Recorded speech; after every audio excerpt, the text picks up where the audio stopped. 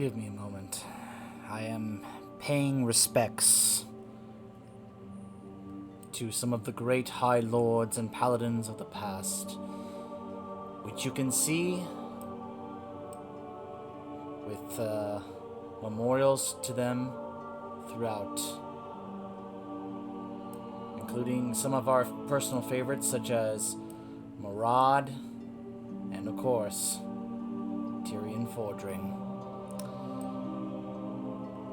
who was my previous holder of the title of High Lord of the Silver Hand. Or rather, he was just the High Lord. The Silver Hand was out of commission at the time, and said it was the Argent Crusade and the Argent Dawn during the time of Wrath. But when it was time for Legion, we tried to save Tyrion. We did long enough for him to pass on in peace and join the light and some of the great paladins and high lords of the past, including Uther. And thus, our character became the new High Lord of the Silver Hand. And so, yes, this is also the place we can change the appearance of your artifact, but it just seems fitting. This is one of my absolute favorite order halls in the entire game. This is so Paladin, and I love it. Some various... Now, right now, it's just a lot of no-named kind of generic NPCs, but when you start this campaign, there are named NPCs and Paladins from throughout the game, going back to vanilla, that are here, and it's just great. This is below Light's Hope Chapel, by the way, in case you are not aware of that.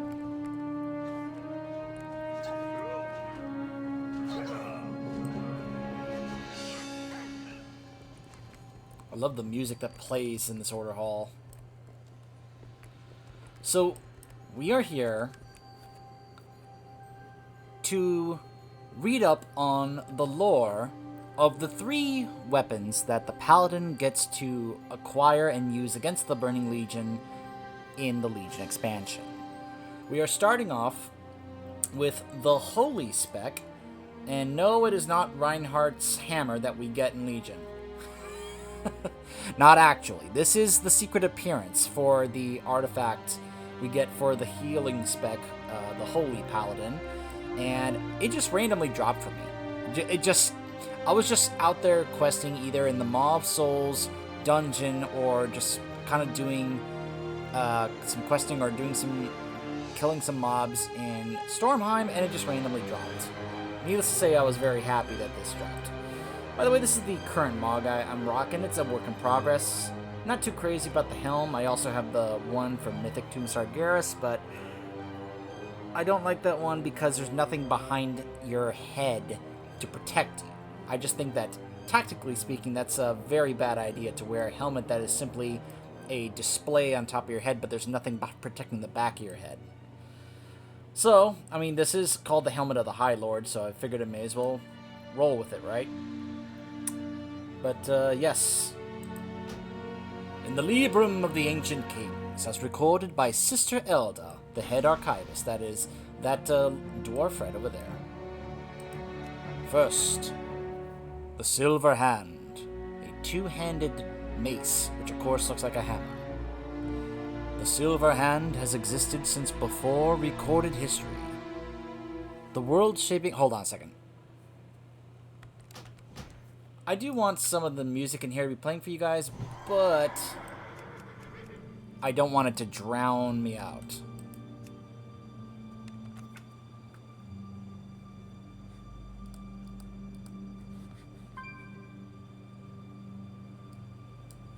Okay. Let me turn myself up a little teensy bit. I hope that is not going to be too loud for you guys. But yeah, I wanted some pleasant music from Light's Hope Chapel to be playing in the background. I don't know why it does this. It seems to be a bug right now. The world-shaping Titans gave this mighty hammer to Keeper Tyr, who used it to help liberate Azeroth from the wicked old gods. Over the ages that followed, the Silver Hand served as a testament to the bravery and sacrifice of the Keeper. Now, this legendary artifact rests in your keeping. Wield it well and honor Tyr's memory. In case you want another closer look at this, by the way, a little for this book with the lion from Reinhardt's Hammer is there. Nice little touch there. And you can see the back there. Just very cool appearance. Long ago, the legendary Titans crafted stone and iron-skinned giants to make war on the old gods and free Azeroth from their oppressive will. The giants were led by beings known as the Keepers, and the mightiest of these commanders was named Tyr. Armed with an immense hammer, Tyr helped his kin break the strength of the old gods and their dark armies. He forged a glorious new destiny for Azeroth. Tyr was a warrior without equal, but his greatest trait was his conviction. He never gave up. He never strayed from his Titan-bestowed quest. The mere sight of his argent hammer on the battlefield inspired courage in everyone who fought at his side. From the writings of an order known as Tyr's Guard, recounting Keeper Tyr and Keeper Odin's mythic battle against Ragnaros the Fire Lord. Ragnaros retreated to the heart of his lair, where he was most powerful, and waited for his enemies to come to him. He called fire from the sky to waylay Tyr and Odin. Smoke descended on the land, and it became like night. A single brilliant light shone in the darkness, the silvery glow of Tyr's great hammer. It drifted to and fro, sometimes forward and sometimes back. The erratic movements confused Ragnaros. He gradually let his guard down, believing Tyr and Odin were too cowardly to face him in battle. It was exactly what the Keepers had been waiting for. Like a bolt of lightning, Tyr pierced through the smoke and scored a blow against Ragnaros with his hammer. Odin then flanked the staggered Fire Lord, and the two Keepers overwhelmed their foe. I guess we could say perhaps Odin, but when I was joking about Ra. Anyway, that's what I mean. From Chapter 3 of The Age of Galacrond by the historian Evelina. As great a warrior as Tyr was, he did not always escape his battles unharmed. An example of this was his confrontation with the monstrous proto-dragon named Galacrond. Countless years after the Keepers defeated the old gods and imprisoned them beneath the earth, Galacrond emerged to rule the skies of the world. A fierce hunger compelled the proto-dragon to eat everything in his path. When Tyr learned about the creature, he feared Galacrond would soon devour all nature. He gathered 5 other proto-dragons to wage war on him. Though the 5 proto-dragons would eventually vanquish Galacrond, their initial attacks on him went poorly. Tyr's new allies did not always work together. Even when they did, Galacrond proved too mighty for the combined strength of the Keeper and the proto-dragons. In one battle, Tyr himself grappled with Galacrond and pummeled the beast with his hammer. The blows had little effect. Tyr's weapon was knocked from his grasp, and Galacrond consumed the Keeper's hand. Only with the help of his 5 winged allies did Tyr escape with his life. From Chapter 9 of The Age of Galacrond by the historian Evelina. Keeper Tyr worked with a giant named Jotun to replace his appendage. They mined a vein of pure silver deep within Azeroth. Jotun used the metal to forge a hand for his injured companion. Tyr was in awe of Jotun's craftsmanship, and he asked the giant for one final favor: to recharge his warhammer so that it would incorporate the image of his new hand. The giant did so, but he inquired why the keeper wanted to draw more attention to his wound. Tyr replied that he did not consider his argent hand a reminder of defeat. For him, it was a symbol of the sacrifice he had made to defend Azeroth, and he wanted the world to see it that way as well. When Jotun finished reshaping the hammer, Tyr named his weapon the Silver Hand. As the ages passed on Azeroth, the unity between Tyr and his fellow keepers crumbled. Keeper Loken fell under the sway of the imprisoned old god Yogg-Saron. The once noble giant turned on his kin, leaving many of them incapacitated or imprisoned. Excuse me. Loken's betrayal ignited chaos among the Earth and Vrykul and other Titan-forged creatures who served the Keepers. Only Tyr and a handful of his closest allies eluded Loken's wrath. Though they planned to strike down the corrupted Keeper, they first needed to find a refuge for the Earth and their other innocent servants. Tyr rallied the Titan-forged to his side and ventured south in search of a place that was safe from Loken's reach. The journey was harsh, and many of the Titan-forged worried for the future. Only the sight of Tyr leading the way, his legendary hammer always in hand, gave them the hope that they needed to continue. Nearly all of Tyr's followers traveled south, but not Jotun. Inspired by the Keeper's ideals of personal sacrifice, the giant stayed behind to distract Loken and help mask his allies' escape. Jotun succeeded, but he was punished for his heroics. When Loken learned that many of the Titanforged had fled south, he captured Jotun and twisted his mind. The cursed giant was forced to search the lands surrounding Ulduar and destroy Tyr. Anything that symbolized his power, and anyone who followed his ideals. As his first act, Jotun shattered the anvil that he had used to craft Tyr's hand and reshape his warhammer. From the writings of Tyr's guard, recounting Tyr's death. Hold on a second. Gotta take a drink. Gotta do what I can to help keep my throat as okay as I can for all these readings. Loken awakened two of the old god's most powerful generals and sent them after Tyr. These enormous creatures were called the Cathraxi.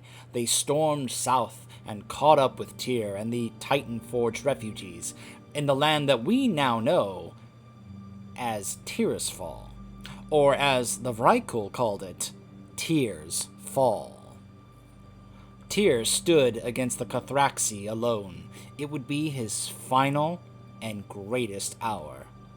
Tyr called upon all the lessons that he had learned in battle. He wielded the silver hand as if it were an extension of his own body. The Cathraxi slashed at his metal hide, but Tyr's hammer shielded him in holy power and mended his wounds. The battle dragged on, with neither the Keeper nor his enemies giving any ground. Tyr knew that there was only one way to secure the safety of his allies. He unleashed his immense powers, igniting an explosion of arcane magic that blasted a massive crater in the earth. Tyr and one of his foes were killed instantly.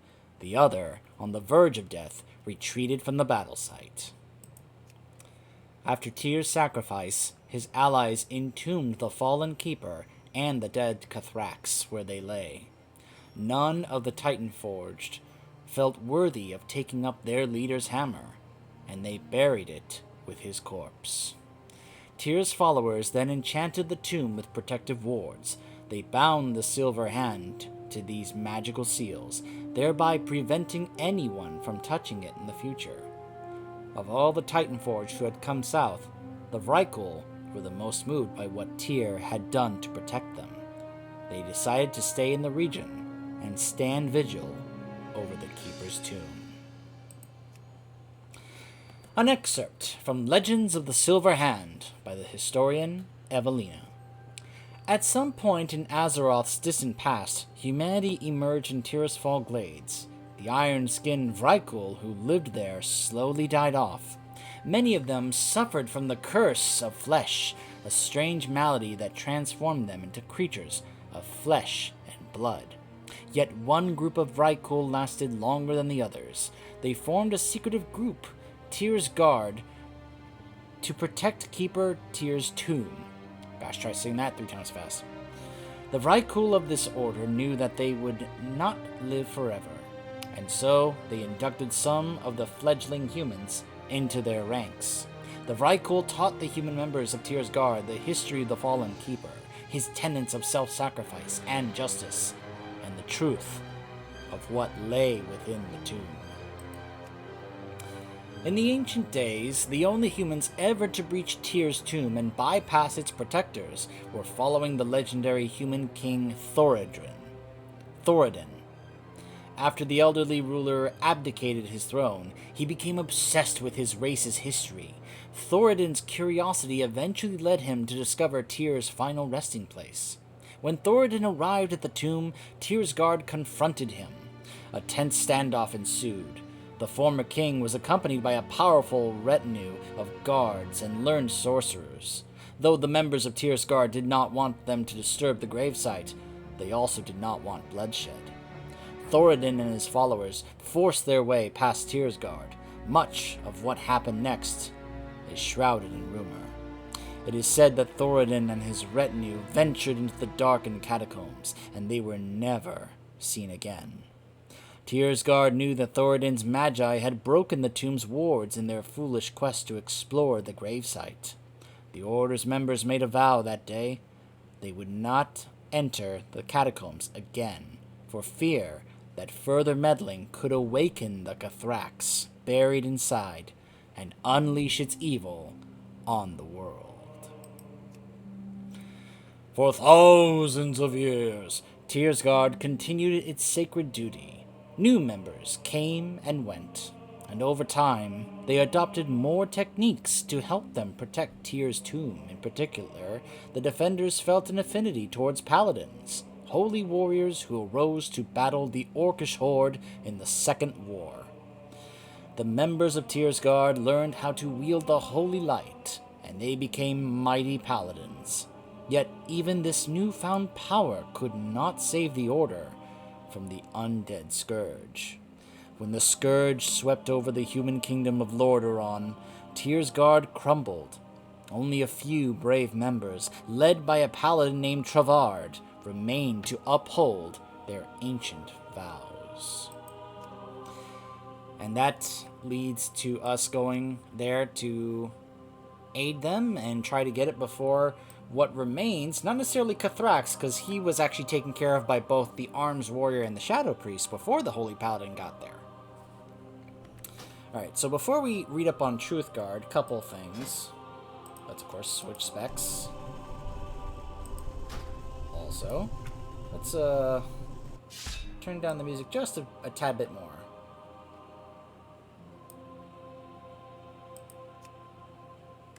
Hopefully that's enough. So, I, of course, really like the sword here. This is the upgraded appearance. I do like the upgraded shield. It's very, very flashy and show-offy. I'm just not crazy about these little things on the front here. They're just kind of flapping around. I don't know. It just kind of seems odd. If I would personally want to just kind of take those off and just have everything else. Just like this incredibly gorgeous looking shield, but that little portion right there is just kind of bothers me. Anyways, excuse me.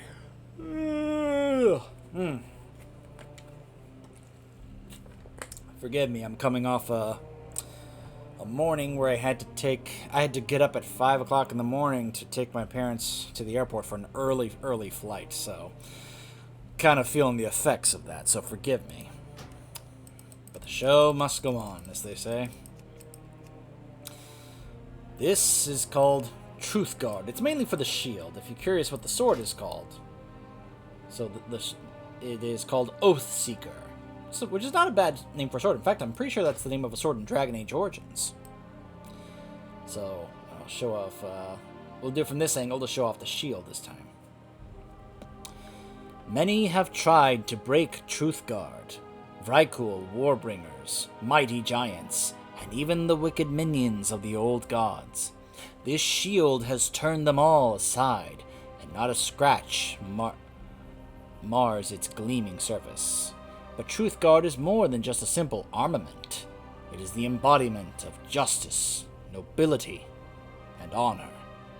Bear the shield as you would a torch in the darkness. Bring light to those without hope, and burn away the shadows that seek to engulf your world in death and despair. Fun fact, the hidden effect for this Legion weapon, this artifact, is if you sense, like, a demon in disguise or something, it actually will, like, reveal and, like, break their illusion.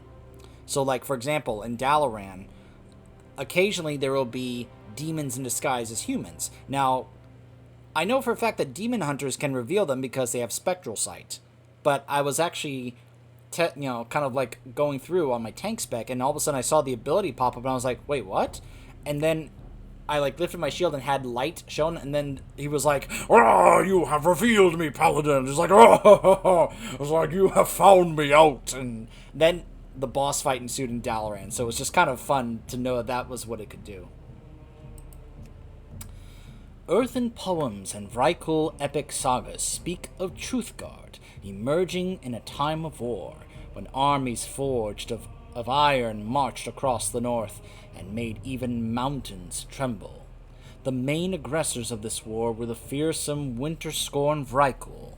Their goal was to dominate the lands surrounding Ulduar and put all who opposed them to the blade. The Winterscorn were a people who relished violence, and few relished it more than Yrgrim. Gosh, I'm gonna butcher this name, aren't I? He stood at the clan's bloody vanguard, leading brutal raids against the good-natured Earthen who dwelled in the region. Strange that someone so obsessed with wanton killing would one day wield Truthguard, a symbol of justice and honor. But the paths that fate weaves are often strange. From a set of earthen tablets titled The Winterscorn War. The clang of sword against shield rumbled like thunder through the cavern. The Winterscorn's enchanted blades cleaved through the earthen stone skin with ease, lopping off limbs and sending heads rolling.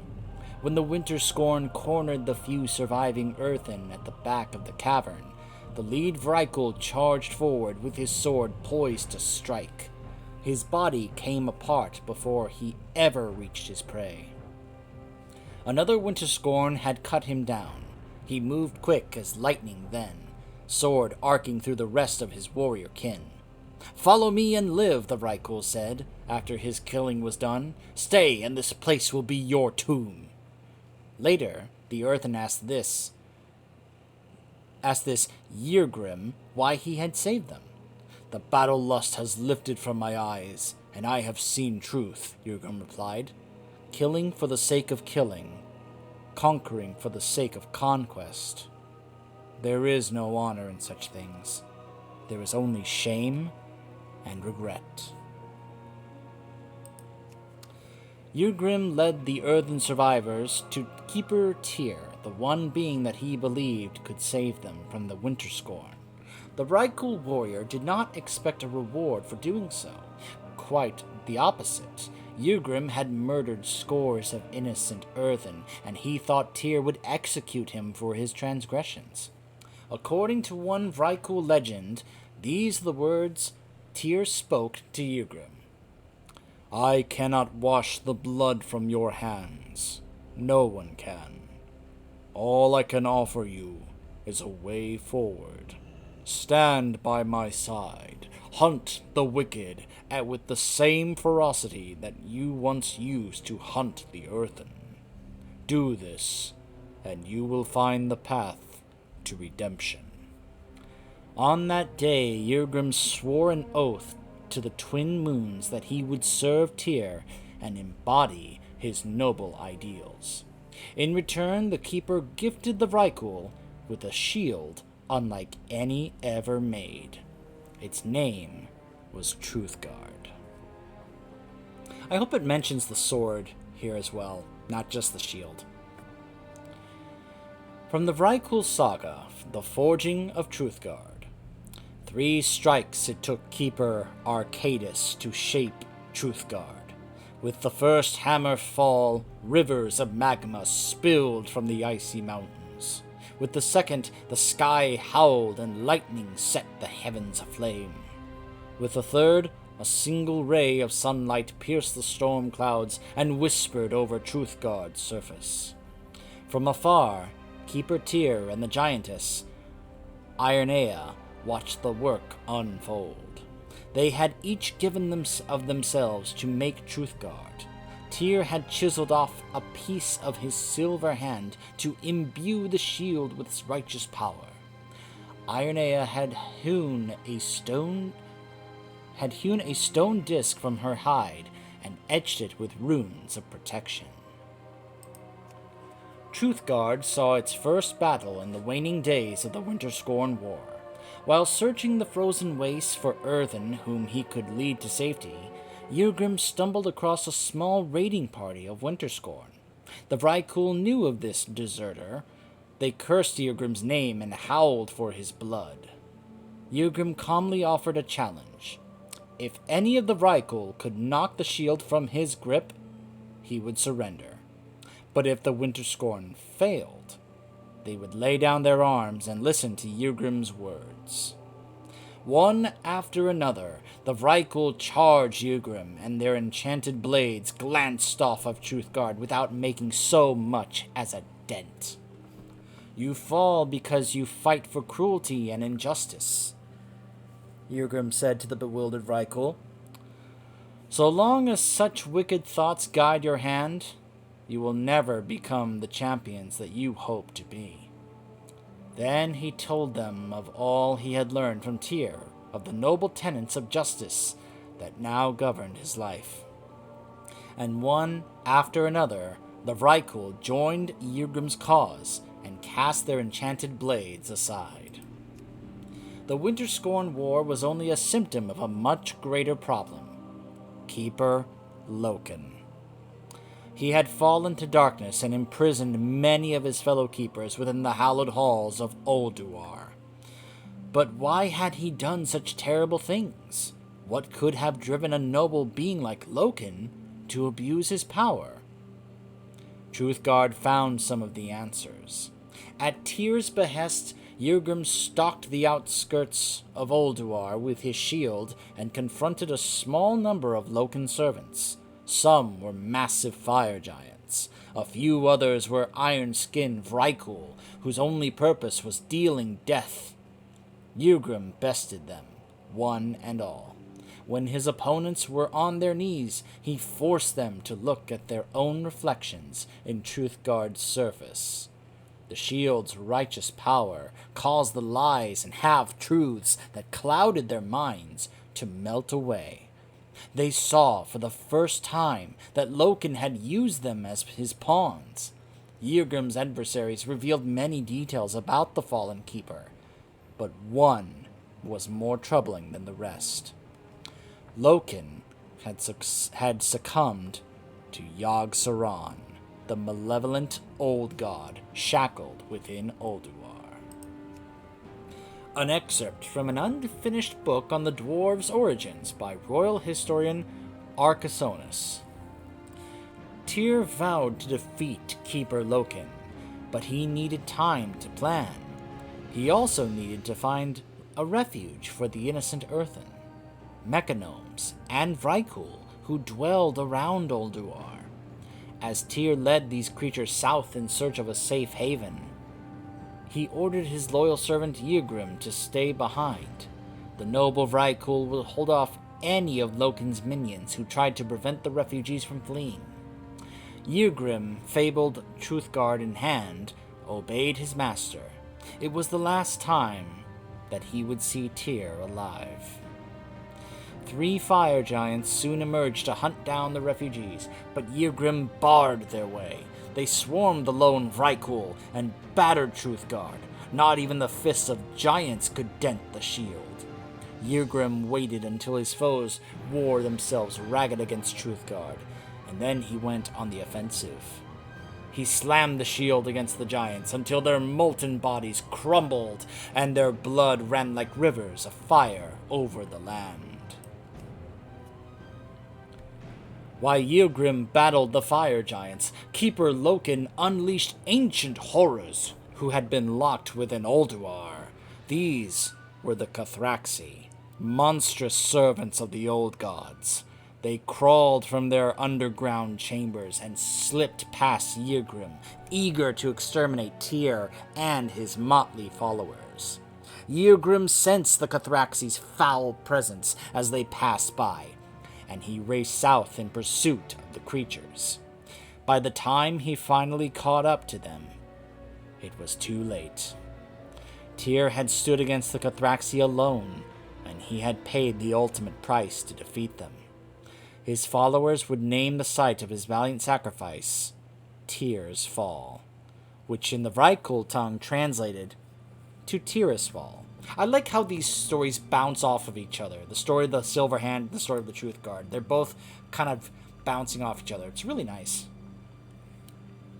Yrgrim laid the first stone of the tomb that would serve as Tyr's final resting place. He and his allies labored over the construction in silence, hearts filled with bittersweet reverence. When the work was done, the refugees set off south in search of a safe haven. But Yrgrim did not follow. He jammed Truthguard into the earth and swore to stand vigil over his master's tomb. It was the least that he could do to honor Tyr's sacrifice. Moved by Yrgrim's decision, the other Vrykul joined him. For many years, Yrgrim remained in Tirisfal with Truthguard at his side. He urged his allies to dedicate themselves to the pursuit of justice and nobility, just as he had. In this way, Tyr's ideals would live on in more than stories. They would live on through the actions of Yrgrim and the other Vrykul. Once Yrgrim had taught the Tirisfal Vrykul all he could, he departed from the region. His battles had whittled away at his iron hide, and he longed to find a noble champion who could take up Truthguard. Yrgrim's quest eventually led him and his great shield to the land known as Stormheim. Stormheim was home to many mighty Vrykul, and Yrgrim was sure that he would find someone capable of bearing Truthguard. He constructed an arena to test the mettle of the local fighters. Challenger after challenger faced off against Yrgrim, but none could meet his high standards. In time, no one remained to face Yrgrim's trials. He abandoned his arena, but not his search. He held on to hope that he would find a successor someday. Yrgrim built a vast tomb and locked himself within. There, he waited for a hero, someone strong of will and pure of heart, someone worthy of bearing Truthguard, as Tyr would have wanted. Which leads to us going to find him. So, of course, I love how both those stories just kind of bounced off of each other. You know, a lot of Tyr in both of those. But, of course, now we have saved the best for last. The most iconic for last of the three. And now for a moment to show off a bit. That's right. Just the other night, I got it. I sat down and I focused on doing the whole quest line, and I also got insanely lucky at the fishing portion. I'm talking like, instead of over 2,000 fishing casts, it was more like 40. Like, insanely good luck on my part for me to get this. So now I have the skin for the corrupted Ashbringer. Just so cool. But yes, of course, who has not heard of the legendary Ashbringer?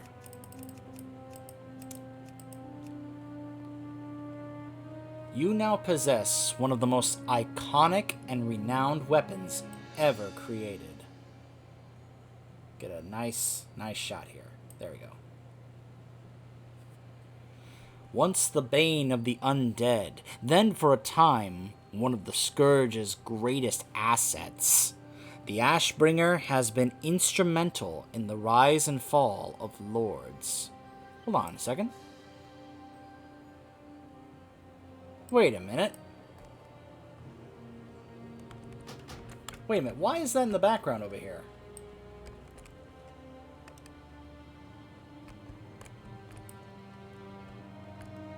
Huh.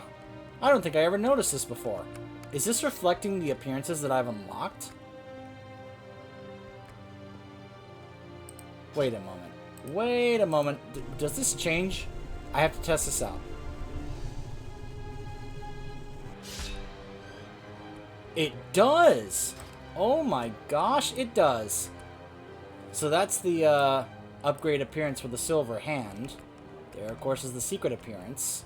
I guess this is reflective of all 5 of the extra appearances that you can get. That's pretty sweet. I didn't even notice that did this. It's not going to show any other ones for Truth Guard, because I don't have the secret one for Truth Guard, because that requires going through the Withered training, which I am not doing. Alright, sorry about that. I noticed, I was like, why is there a second corrupted Ashbringer in the background when I had this shot? I was like, huh? You see, I was looking here and I noticed it was right there. I was like, what? Anyways. Let me get back to where we were.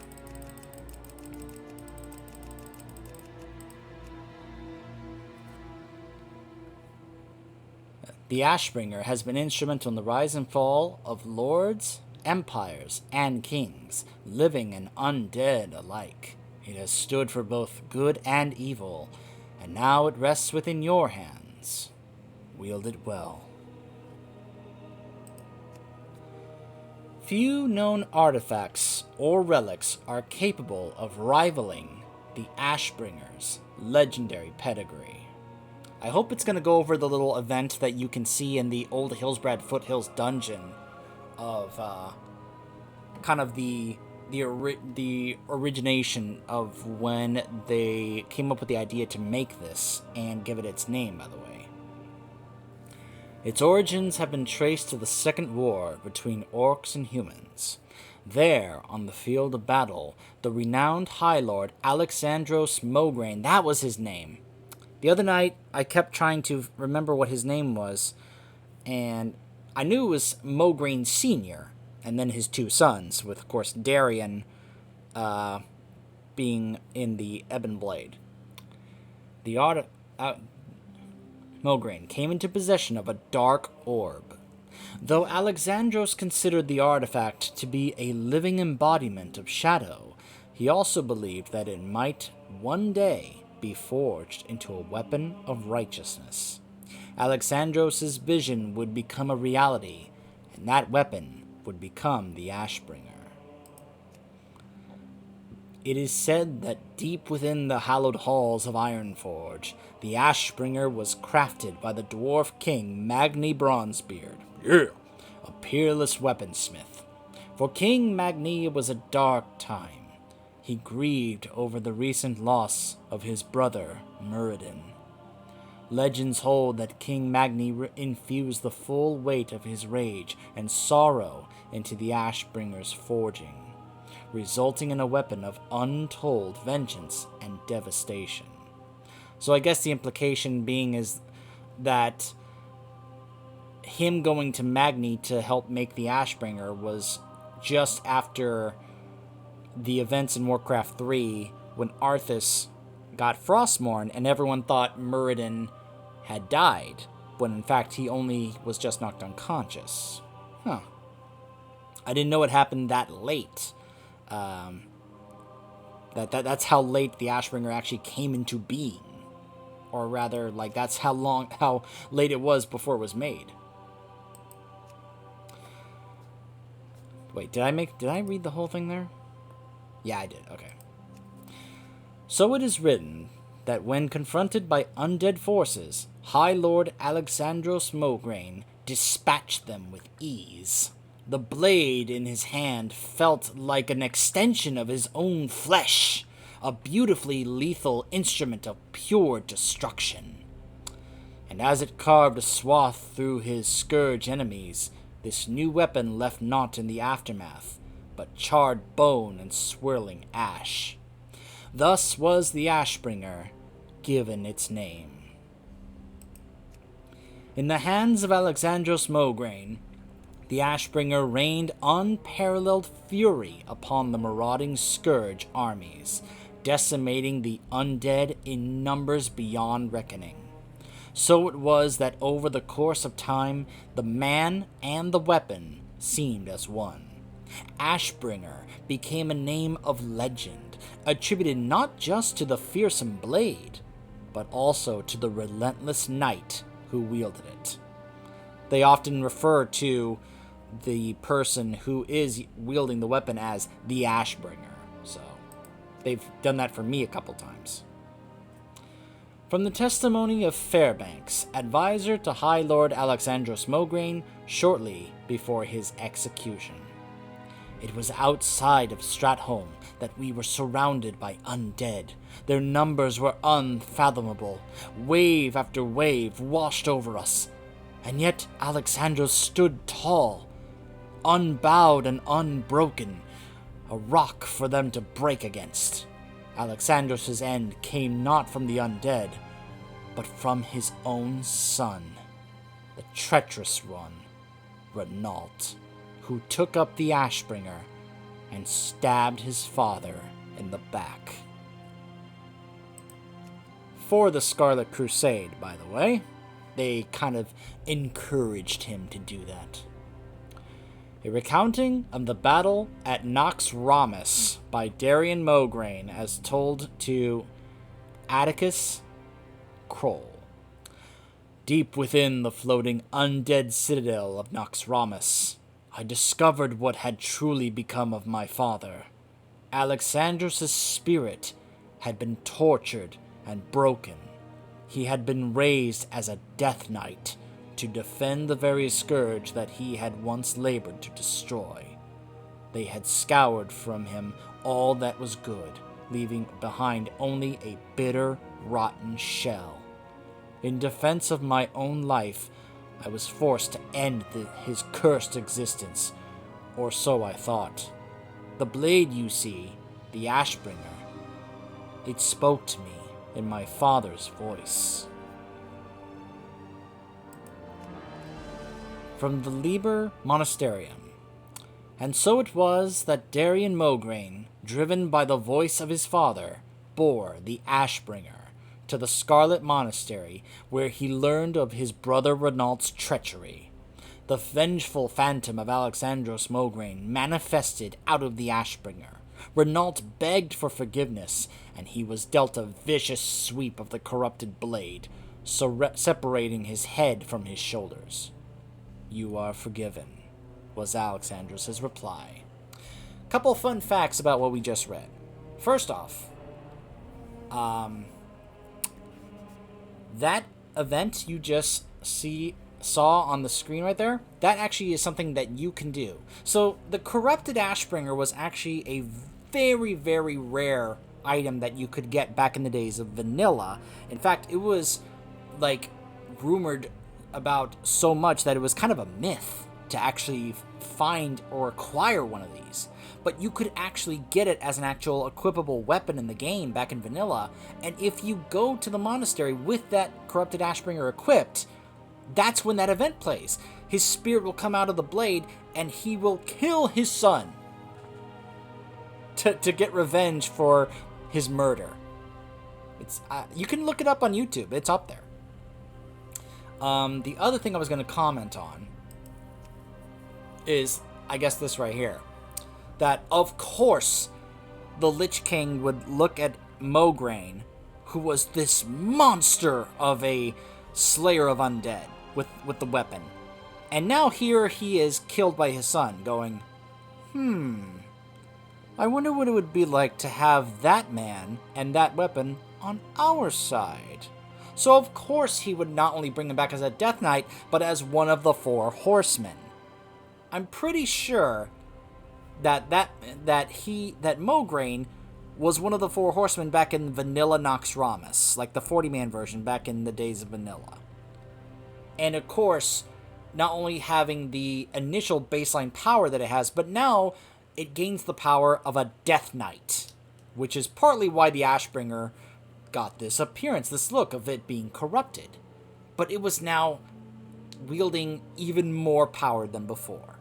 That was kind of the idea and why we go on this long questline to reacquire this appearance, because it's supposed to give us a tactical advantage against the Burning Legion. An excerpt from the Battle for Light's Hope.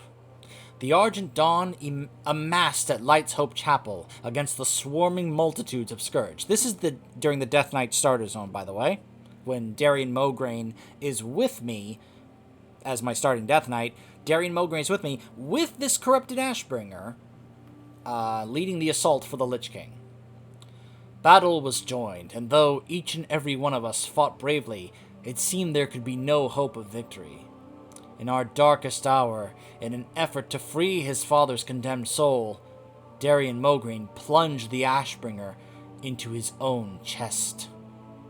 It was then that the souls of the myriad champions buried beneath Light's Hope lashed out in a devastating blast of purest light. In that instant, our enemies were undone.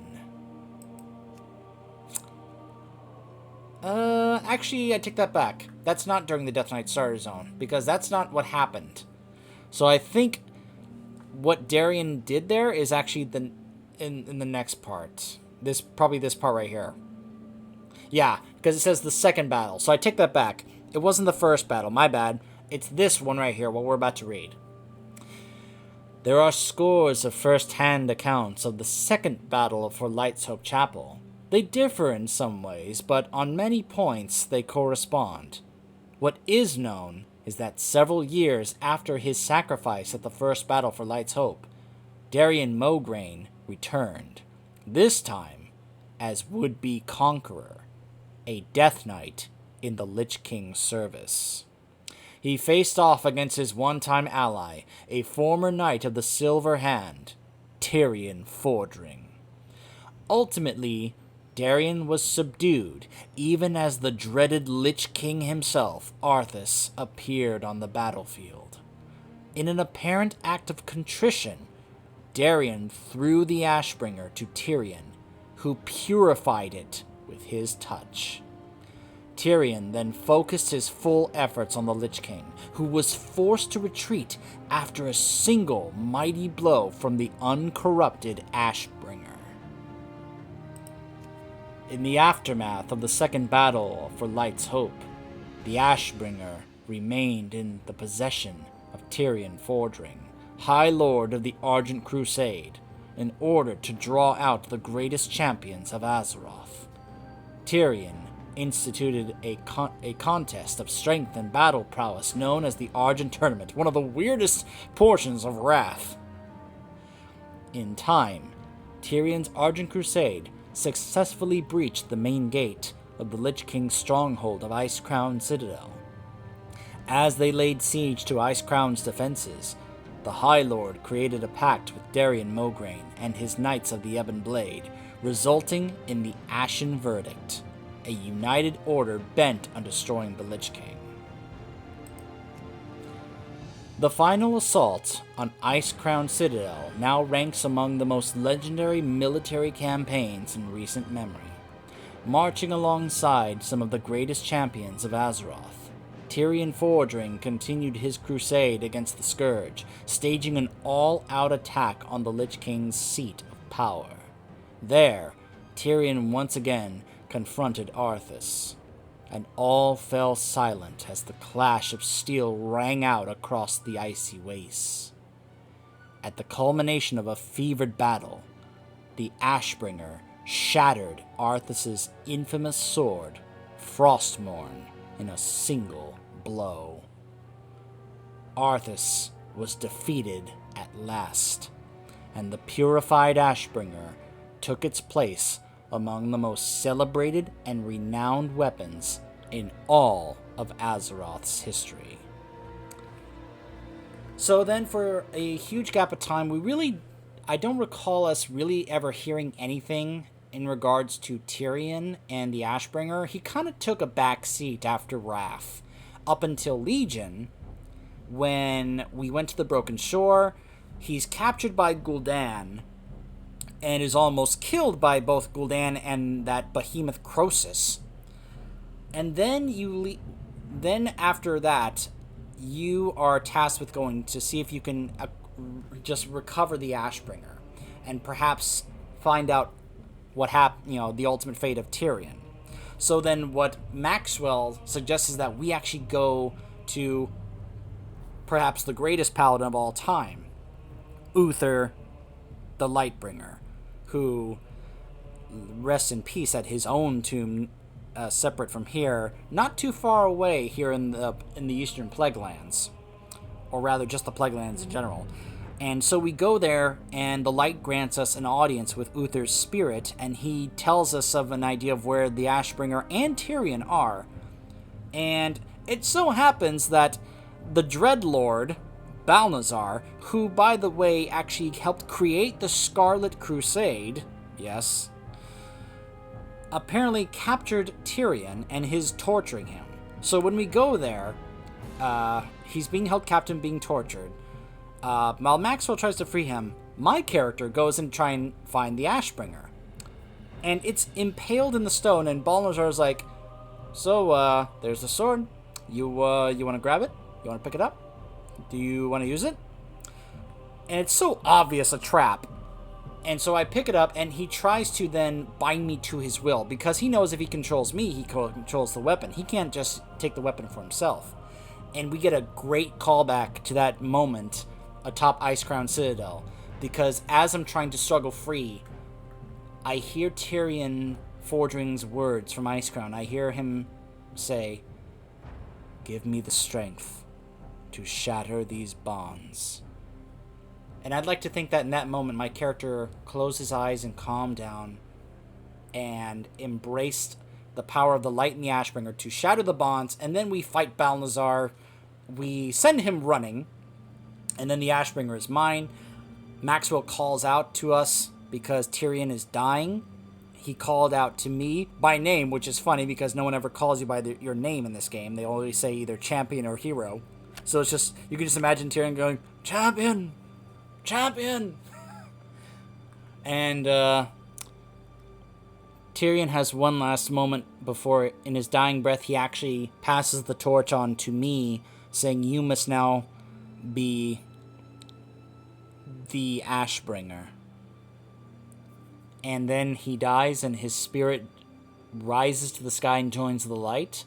We come back here to Light's Hope Chapel, and we have a funeral for Tyrion, while they also name me as the new High Lord. It's a pretty awesome... Can you understand why I just absolutely love the Paladin campaign in Legion? And just in that initial quest for the Ashbringer, it's just so great. It's a great send-off for Tyrion and a great passing of the torch. And I just love having the appearance of the Ashbringer whenever I play Ret Paladin. And now that I've got this corrupted skin, it's even better. I mean, I'm always going to have a soft spot for the, that upgrade appearance over there. And even the default appearance, though the coin in the middle is kind of silly looking. But I always like that big, bulky upgrade appearance. And now I've got the corrupted one, so yeah. So yeah, it's pretty awesome being able to just go around showing off the Ashbringer as a paladin from this point onward for as much or as often as I want. Love it. So those are the 3 artifact weapons for the Paladin and Legion. Definitely something that I can encourage and recommend. That Paladin, one of my personal favorite classes to play in Legion when it comes to the Order Hall stuff and the campaign itself, the weapons that you get to wield and use with the mogs you get, awesome. Love it.